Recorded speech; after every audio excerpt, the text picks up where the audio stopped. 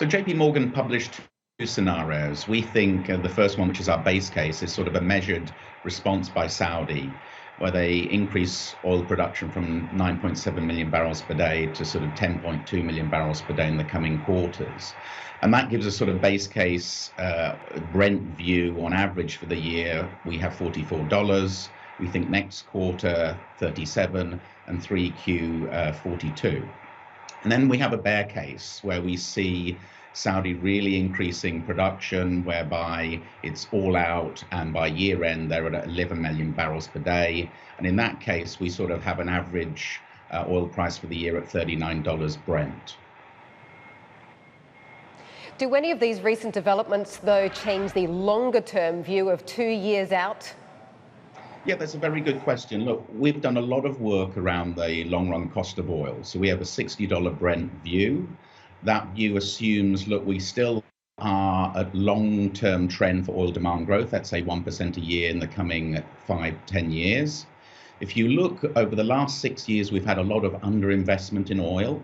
If you look at incremental oil supply coming on stream, that isn't sufficient to address some of the existing field decline rates.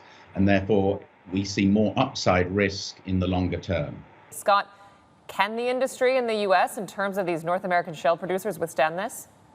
So the average full cycle break even for shale plays in the US is averages around sort of $50 to $55. The high growth area in the Permian is more down to 45. So that's, if we took a $30 scenario, which our team has done in the US, we could see shale down on an exit rate basis by 1.4 million barrels per day on an exit rate basis, and essentially no growth this year.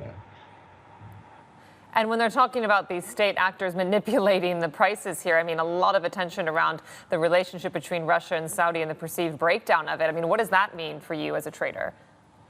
Yeah, so look, our base case scenarios, like I said, Saudi has a measured response, and then they come back to some kind of negotiation.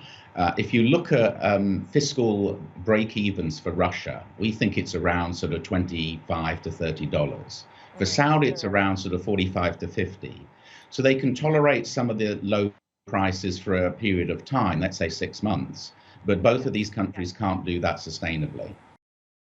Hi, I'm Emily Tan, and thanks for watching CNBC. You can check out more of our videos by clicking on the boxes on the screen, and don't forget to subscribe to the channel for more. Thanks for watching.